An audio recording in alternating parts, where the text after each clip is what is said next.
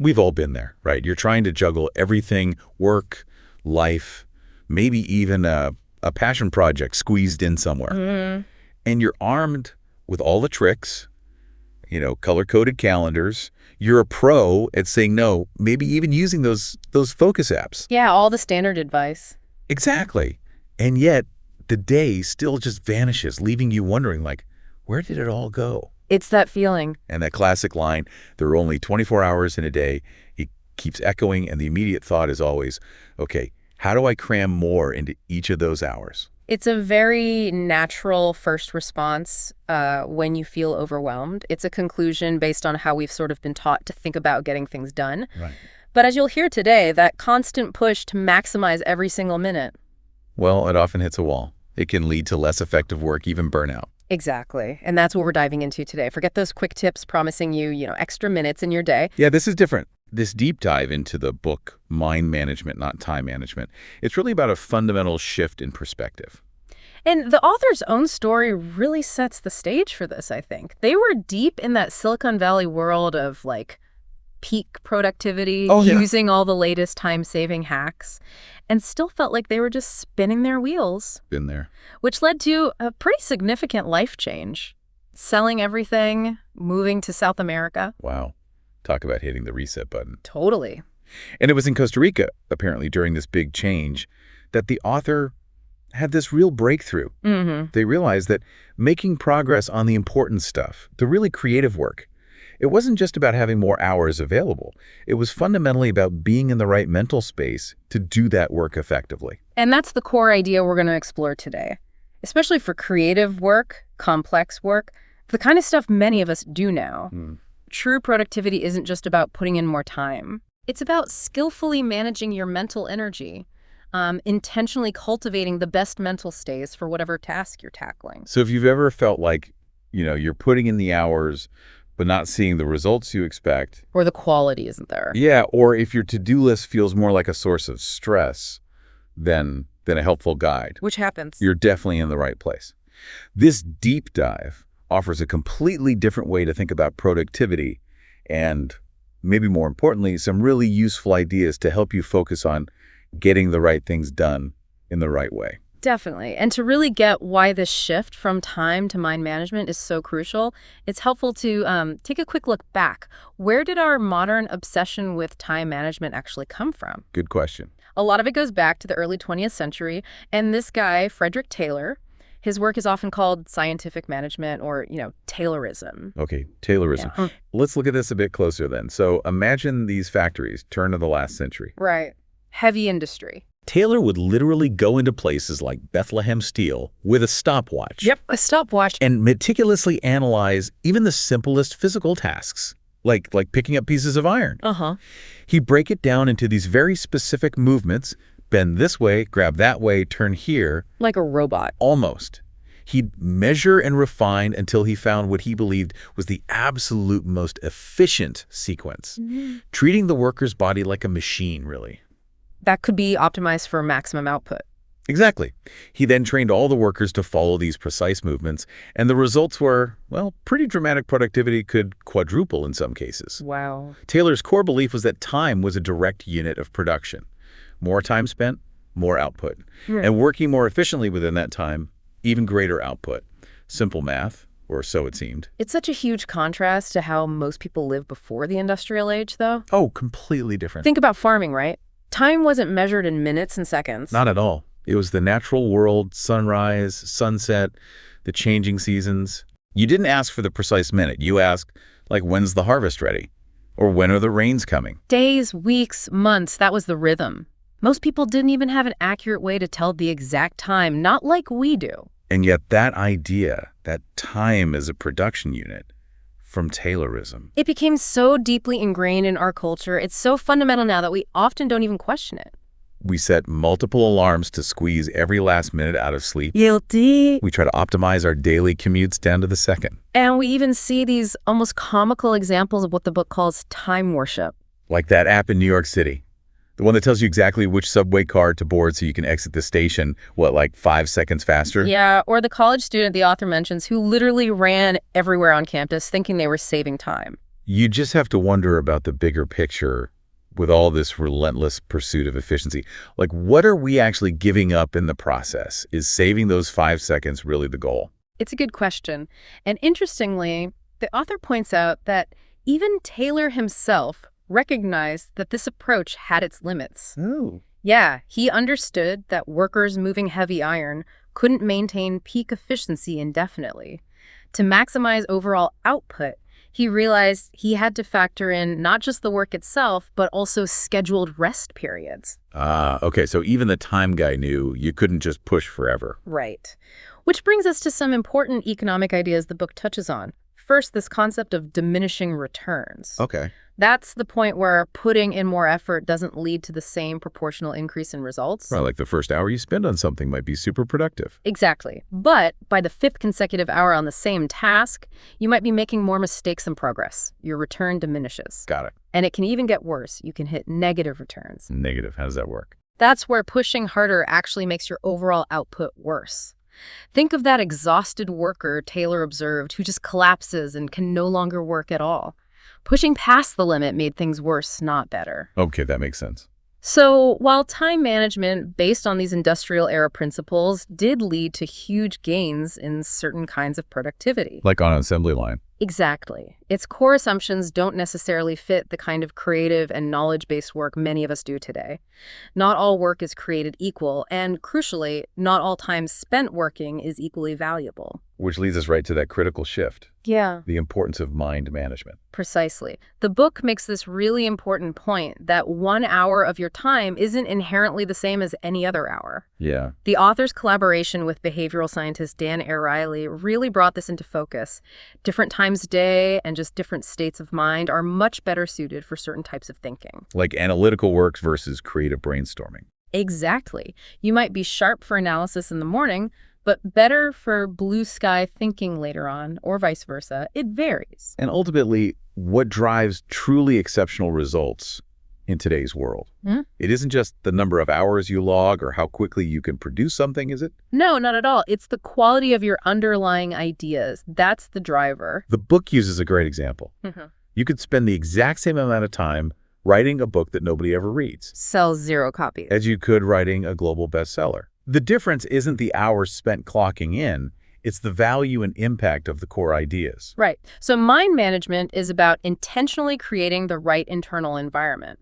The book likens it to preparing nutrient-rich soil for a seed to grow. I like that analogy. It's about understanding how your own mind works best and then structuring your work habits accordingly to cultivate those truly valuable thoughts. It's not just about scheduling blocks of time. No. The author does acknowledge that existing concepts that go beyond time management, things like the Eisenhower matrix or the Pareto principle, essentialism. Yeah, those are familiar. They're definitely steps in the right direction. They recognize that not all time investments are equally important, but mind management, not time management, really digs deeper into the underlying cognitive processes that actually drive our effectiveness. Okay, so let's dig into that. A key part of understanding those processes is recognizing the natural stages that creative work tends to go through. Yes, the book breaks this down into what it calls the 4 stages of creativity: preparation, incubation, illumination, and verification. All right, let's unpack those. Preparation. That sounds straightforward. It is, in a way. It's all about actively gathering information, really immersing yourself in the problem or the challenge. As the scientist Helmholtz famously put it, it's about turning the problem over on all sides. So, research, brainstorming. Exactly. The author mentions their own process of using a whiteboard and sticky notes. It's a way to visually explore and organize thoughts during this initial stage. Lots of input. Okay, then comes incubation. Now, this sounds interesting. It really is fascinating. This is the stage where you deliberately step away from the problem and let it sit in your subconscious mind. So you stop working on it. Consciously, yes. The book calls this passive genius the incredible unconscious work your brain continues to do even when you're not actively thinking about the task. Wow. This is why seemingly unproductive activities, or even just doing nothing, can actually be incredibly valuable for creative breakthroughs. Sometimes stepping away is the most productive thing you can do. That feels counterintuitive to the old time management way. Totally counterintuitive, but essential for creativity. And after that period of subconscious processing comes illumination. The light bulb moment. Pretty much that sudden flash of insight that, aha. The book uses a word puzzle as an analogy: pine, crab, sauce. Okay. Pine, crab, sauce. Yeah. What connects them? Apple. Pineapple, crab, apple, applesauce. Exactly. You might explore all sorts of dead ends, and then suddenly, like finding a secret doorway in a maze, the answer becomes crystal clear. These insights often feel sudden and unpredictable. Love that. And finally, verification. Right. This is where you critically evaluate and refine that initial flash of insight. You check the details, make sure the idea is sound, maybe test it out. You basically polish it up. So preparation, incubation, illumination, verification. Yeah. Got it. But it's really important to remember these 4 stages don't always happen in a neat, linear order. Ah, okay. It's not always step 1, 2, 3, 4. Not at all. They can overlap. You might cycle back and forth between them. The book gives examples like the screenwriting process of Robert McKee, where verification and preparation might happen almost simultaneously. Or maybe someone like John Bokenkamp, who created The Blacklist, might have a more free-flowing approach, blending preparation and illumination in a more, stream of consciousness way. Precisely. It's more fluid than a rigid checklist. Now, another really crucial element in this whole idea of mind management is understanding how our memory works. Specifically, the difference between short-term memory, often called working memory, and long-term memory.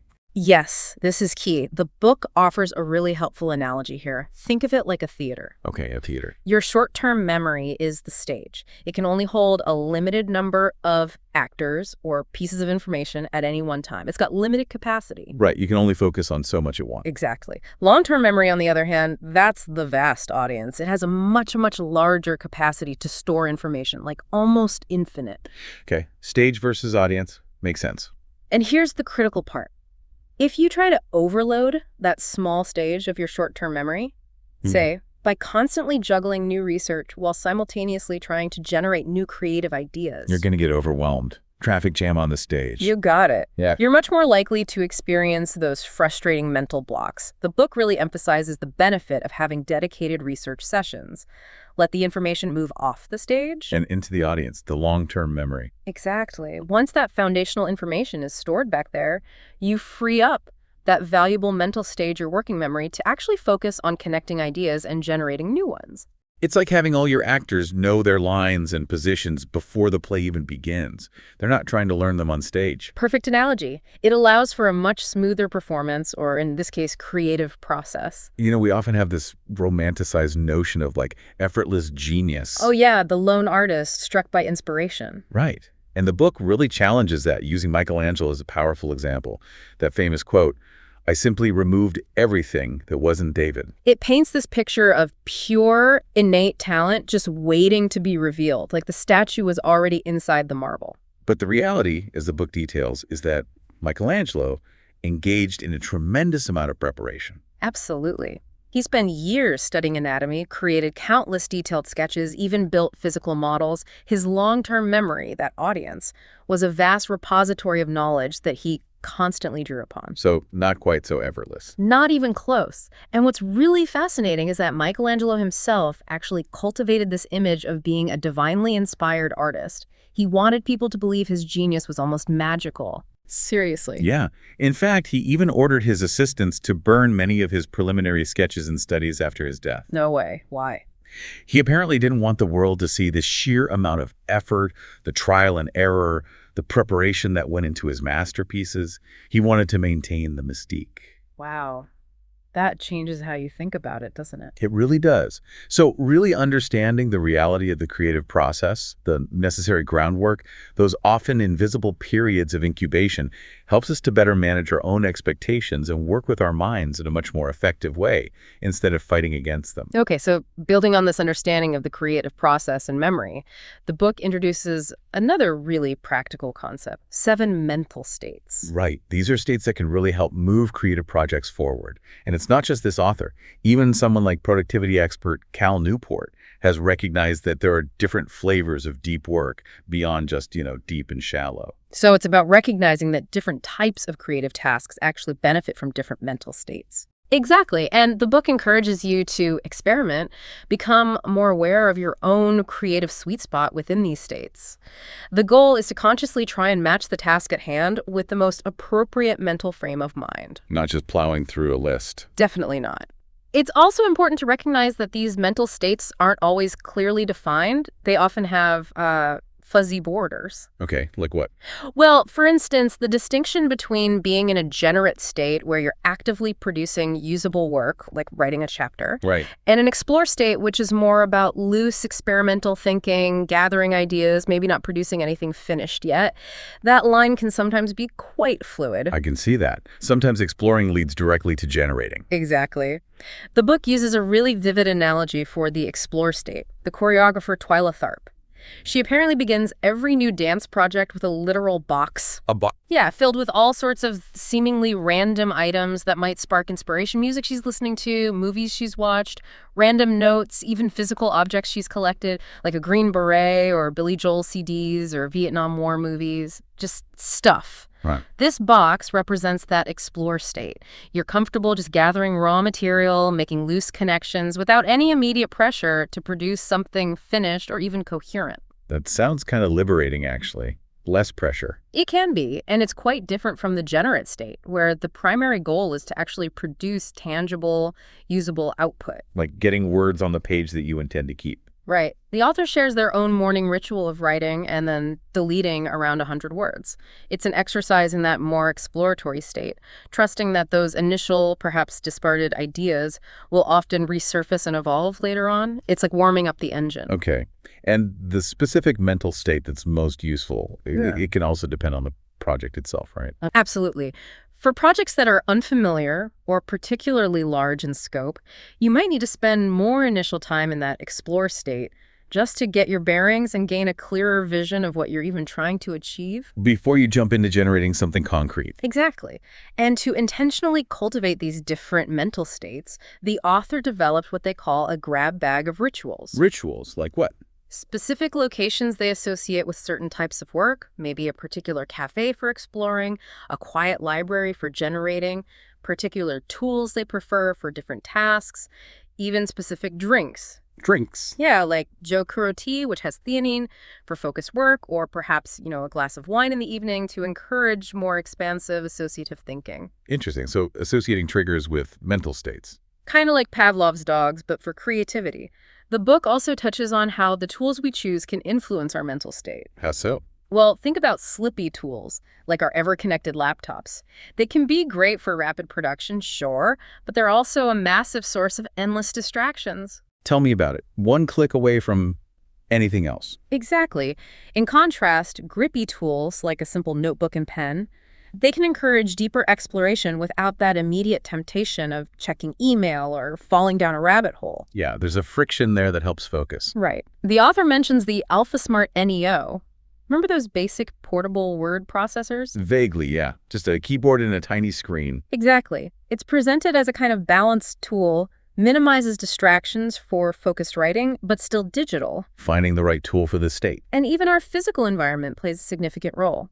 Open, more public spaces might encourage broader, more associative thinking sometimes. Like brainstorming in a busy coffee shop. Maybe. While quieter, more closed-off spaces might be better suited for focused analysis and deep concentration. And interestingly, research suggests that a background noise level of around 70 decibels, like the indistinct chatter in a cafe, can actually be surprisingly beneficial for generating new ideas. Not too quiet, not too loud. Huh. The coffee shop buzz actually helps. Sometimes. So the key takeaway here is really about being much more intentional. Think about the mental state a particular task requires, and then actively try and cultivate that specific state using environment, tools, rituals, rather than just trying to constantly switch rapidly between different modes of thinking, which is really draining. That makes a lot of sense. Don't just force yourself through it. Set the stage mental. Set the stage. Exactly. Okay, so moving beyond just the daily stuff, the book explores this idea of longer creative cycles. Yeah, this is about looking beyond just the day or the week. It's influenced by things like the changing seasons, broader life rhythms. The author's experience living in Chicago really highlights this. Chicago. How so? Well, the stark contrast between the intense, sort of indoor-focused winter and the vibrant, outward-looking summer significantly impacted their own rhythm through those 4 stages of creativity we talked about. Ah, okay. Yeah. Winter might be better for deep preparation or verification, summer for exploration. Something like that, yeah. The environment shaped the natural flow. Think of these longer cycles like pedaling a bicycle up a hill. Okay. Within those longer stretches, there are sweet spots, times, where your energy and focus are naturally better aligned for making maximum progress on certain kinds of tasks. So it's not just about finding your best time of day, but maybe your best time of year for certain things. Potentially. The book suggests we can extend this idea of creative sweet spots not just daily and weekly, but also monthly, even yearly. And for each of the 7 mental states. Wow, that's zooming out quite a bit. It is. And intentionally aligning our tasks with these more natural rhythms can be incredibly beneficial. The book mentions some fascinating examples, Like what? like how data shows online dating blog traffic tends to peak on Sundays. People are thinking about that stuff more of them. Oh, makes sense. Or the work of Daniel Pink, which shows how our biological clocks influence our alertness and mood throughout the day, making certain times better for analytical tasks versus creative ones. It's about working with these rhythms, not against them. So planning your week with this in mind could be powerful. Definitely. Establishing a weekly routine that's organized by broader categories of activities, something productivity consultant Ari Meisel advocates, can also save a surprising amount of mental energy. Wow. By allowing for more focused single tasking within those categories. You're not constantly shifting gears between wildly different types of work. Right, batching similar tasks. Exactly. The author shares their own experience of deliberately shifting less creatively demanding tasks, like reviewing financial statements, Fun stuff. to times of the week when their mental energy is naturally lower, like Friday afternoons. Save the peak energy for peak work. Smart. Tools and systems can also play a big role here. Using email management systems, for example, to deliberately filter out non-urgent tasks until a more appropriate time. Don't let the inbox dictate your creative cycle. Good point. The book also mentions prefrontal Mondays. Yes, the value of having meeting-free prefrontal Mondays for focused planning and prioritization. Your prefrontal cortex, the planning part of your brain, is fresh. Like clearing the decks before the week really starts. Exactly. It draws a parallel to Steve Jobs, who famously emphasized not just deciding what to do, but maybe more importantly, what not to do. That requires dedicated thinking time. And the weekly review fits in here too, right? From getting things done. Absolutely. David Allen's weekly review is presented here as a crucial time for engaging that prioritized mental state. It's dedicated time to step back, look at everything on your plate, everything, and consciously set your priorities for the week ahead. So you avoid constantly having to make those big decisions on the fly during the week. Precisely. It saves a ton of mental energy. The author's simple habit of reviewing their bullet point calendar during this review is a great example. It proactively activates upcoming events in your mind so they're not surprises later on. And they mention at this week items. Yeah, just a simple tag for tasks that are best done sometime within the current week, but don't need a specific day assigned yet. Flexible, but keeps them on the radar during the review. Okay, these cycles make sense. And leveraging incubation intentionally seems like a big part of this. It's huge. Harnessing that passive genius working away in your subconscious is an incredibly valuable ally, especially for bigger projects. And the weekly review helps trigger that. Yes, because you're bringing those bigger, maybe dormant projects back into conscious awareness, even briefly. That act of reviewing them can kickstart the subconscious incubation process without you having to actively work on them right then. Nikki, I like it. The book also talks about the significant benefits of sometimes dedicating an entire week or maybe even longer to a single major creative project. Like a deep dive week. Exactly. Similar to Google's famous 20% time initiative, though maybe more concentrated, this extended focus can lead to a much deeper creative state and, interestingly, can even improve your overall mood and well-being. Getting into that real flow state. Right. And you can leverage existing cultural cues like seasonal changes or holidays as natural punctuation points for these longer cycles. Or you can deliberately create your own. Basecamp, the software company, uses a model of 8-week project cycles followed by dedicated off weeks for cool down and planning. Building the cycles intentionally. Yes. And even seemingly constant environmental factors can play a role. The author, living in Medellin, notes the very stable day length near the equator. How does that all? It provides a consistent environmental cue day after day, which can make establishing and maintaining daily routines easier compared to places with big seasonal swings in daylight. There's even research mentioned that linked getting just an extra hour of sleep potentially easier with consistent routines to increased wages. Wow. So stability helps creativity too. It can provide a solid foundation, definitely. Life isn't always stable, is it? It doesn't always follow these neat cycles. What about chaos? Yes, the inevitable chaos.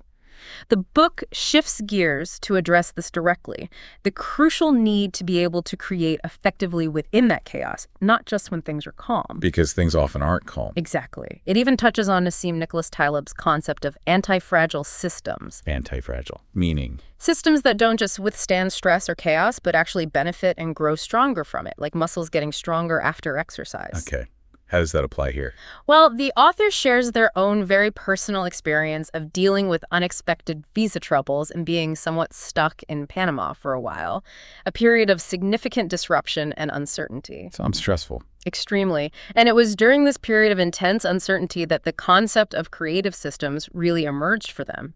It became a way to maintain some semblance of consistency and keep moving forward amidst the chaos. Systems, what does that mean exactly? Think of it like having a reliable base recipe, like a good vanilla cupcake batter. Even when things are crazy, you have this solid foundation. From that base, you can still bake a whole variety of different and interesting cupcakes, maybe adding different toppings or flavors depending on what you have available. So a core process you can rely on, even when the details are unpredictable. Precisely.